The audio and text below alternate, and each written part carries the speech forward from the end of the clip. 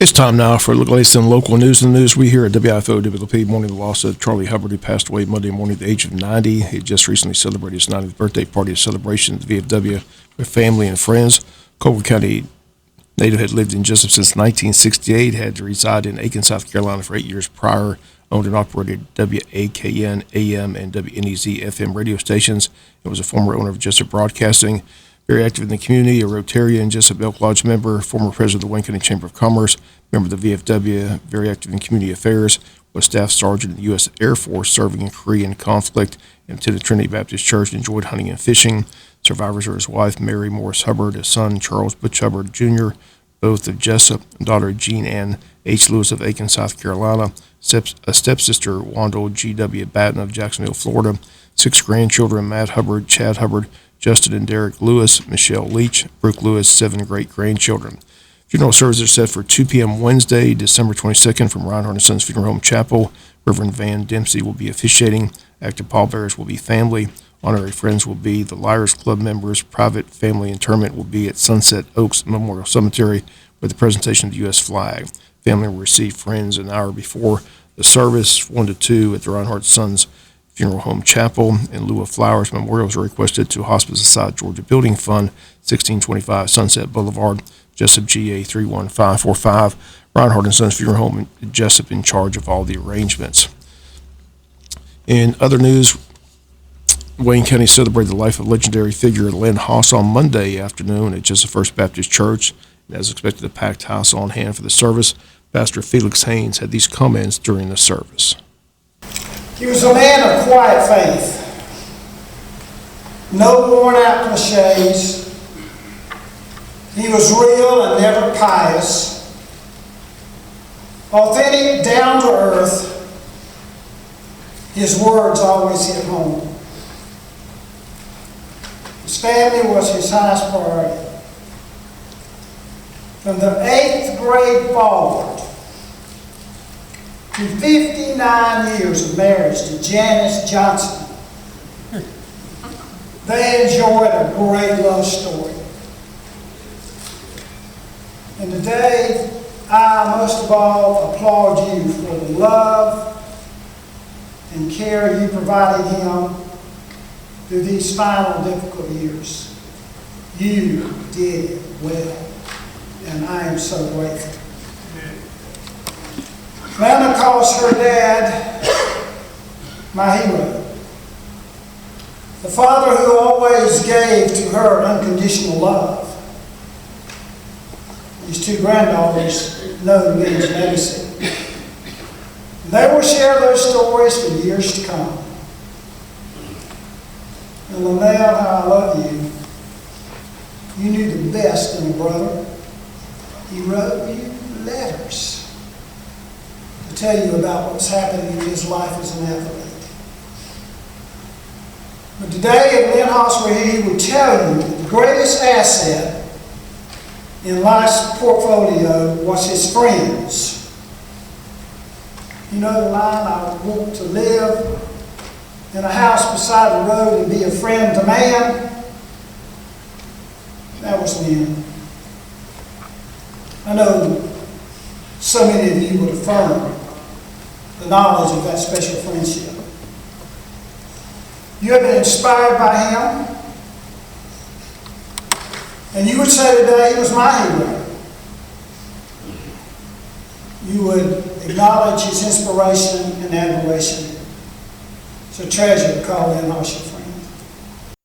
And again, so just come the comments of Felix Haynes during the service yesterday for the funeral of Lynn Haas. Again, Lynn Haas's football career also highlighted as he played 14 years in the NFL, 5-time All-Pro. But avid fisherman, friend of many, one of those friends and fishing buddies, Vic Waters, was on hand. Sing a few songs. We'll hear one of those selections at the end of the newscast.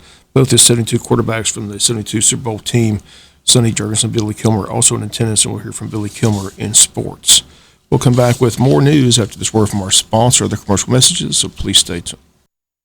Chief Perry Morgan of Jesup PD announcing a couple arrests in the investigation into the shooting incident that occurred back on November 22nd of this year at 1201 South 1st Street at the Briarwood Apartments. Officers and investigators from the Jesup PD, along with the deputies and investigators from the Wayne County Sheriff's Office initially responded to the scene and shortly thereafter called for assistance from the GBI. Jesup Police Department GBI launched a joint investigation into the incident. The incident had two locations of interest, one being a vehicle stopped on Sunset Boulevard at the intersection of Georgia 38, Highway 84, second being in front of inside the building C at Briarwood. The investigation determined there was an exchange of gunfire in the front parking lot of C building with several shots striking apartments. Thankfully, no innocent bystanders were struck. Investigation has been ongoing for the last several weeks and is still ongoing at this time, but at this time, two people have been arrested.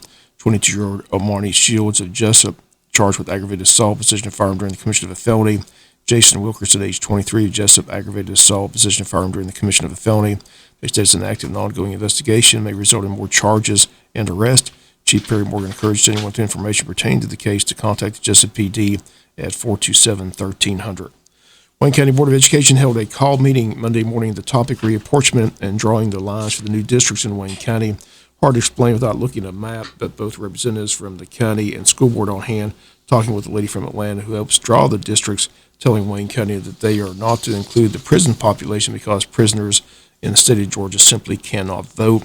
And again, that apparently caused some confusion. After the meeting, we talked to Commissioner James Booth Thomas for his thoughts on what took place Monday morning. Here, Commissioner Thomas had a reapportionment meeting today. Like I said, they're still trying to draw the lines. The gist of it is apparently the country club wants out of District 4. And is that how I read it? Well, no, not really. It's all about the numbers. District 4 lost 600 and some people. My district is protected according to Civil Rights Act 1964. And so in order to get my district balanced and protected, I had to pull back the lines from to the city limits like it was when I first got elected, and go out maybe Dockertown Road or wherever there was more black population to keep my district protected. That I love having the country club in my district, but that in order to keep it according to federal guidelines and protect it, that's what we had to do. So what have they decided? Well, they're going to go back to the way it was originally when I was first elected, that my house in the city limits, right behind my house, everything behind my house outside city limits is in the county, will be in District 3. Well, what I don't understand is the lady from Atlanta said that the reason there was a glitch is because they include the prison population, and you're not supposed to include them because they can't vote. Right. Why didn't we know that? Why did we do that? Well, that's what I'm saying. When I first was elected, it was in there. And we found that out later on, that the prison population can't vote for me, unless you're in Puerto Rico. Right. Federal prison in Puerto Rico can't vote. So that's why they're not included. So why did we know that when we sent the lines up there to begin with? I don't understand. What do you mean, this time? Yeah, this time. Well, I knew that. That's why we had it taken out. And then when my district was had the percentage I need, they said, well, somebody need to take the prison. I said, as long as my district got the numbers I need to vote for me, I don't care. But So with the new lines, who changes districts? What population? What population? Yeah, who goes from one district to the other? That's the question people want to know, who they're going to vote for when people run for office. So what's changed? What's changed is we go back, now at one time I think that part of the country club was in District 5, I'm not sure. But it'll be in District 3 now, so it'll be whoever want to run in District 3, which too would free up people who live in that area in the country club to run in District 3 if they wanted to. So that would kind of give you a little more people to choose from. And you stay in District 4, is that I stay in District 4, yeah. Okay, so you happy with that? Yes, I'm happy with it. Okay, I appreciate it. Thank you. And again, those comments of James Booth Thomas after that meeting yesterday. Once again, nothing's been finalized. The deadline is January 12th, so both boards need to meet and officially approve the changes. The board also met executive session. Here's a list of the personnel approved yesterday. Certified recommendations: Connie Rounds, Wayne County High School, effective January 3rd. Anzia Spearman, Martha Ross Smith, effective January 12th of next year. Classified resignations: Elijah Jones, James E. Bacon. We'll come back with some final news notes after this word from our sponsor, the commercial messages, so please stay tuned. A couple final news notes. The Wayne County Chamber of Commerce has set the date for its annual Eggs and Issues Breakfast. The date, Friday, January 7th. It'll be held at Coastal Pines Technical College from 8 a.m. to 9:30 a.m. Tickets are available at the Chamber, $25 for members, $35 for non-members.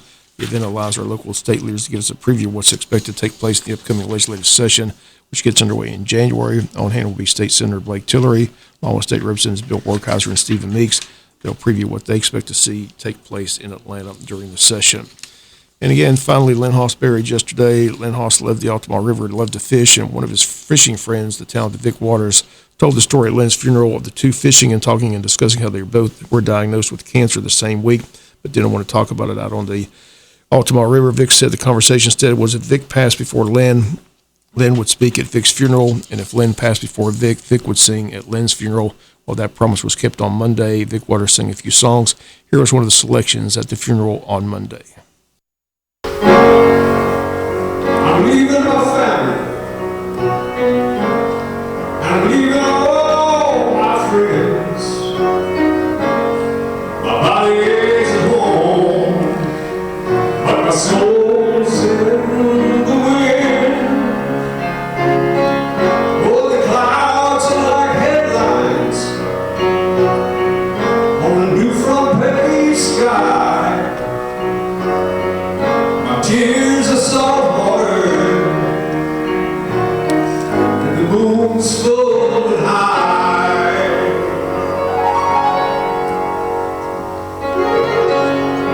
And I know all my teammates are gonna be proud of me,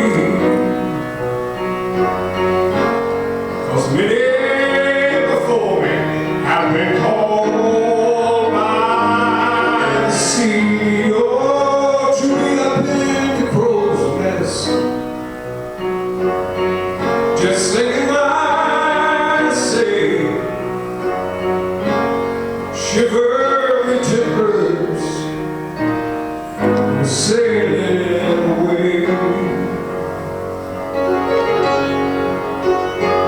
Now the fog's lifted and the sand shifted, and I'm drifting on down.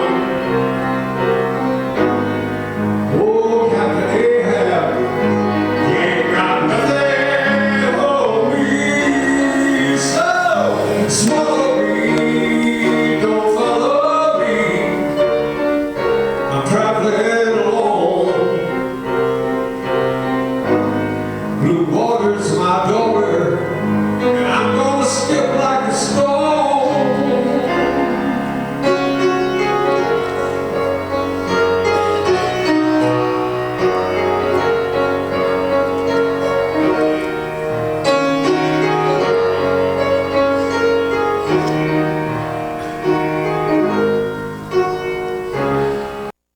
And again, that was Vic Waters singing yesterday at Lynn Hoss's funeral. Again, Lynn passed away Wednesday at the age of 79. That's going to do it for the latest in local news. Sports coming your way in a few minutes. Bob Morgan saying have a great day.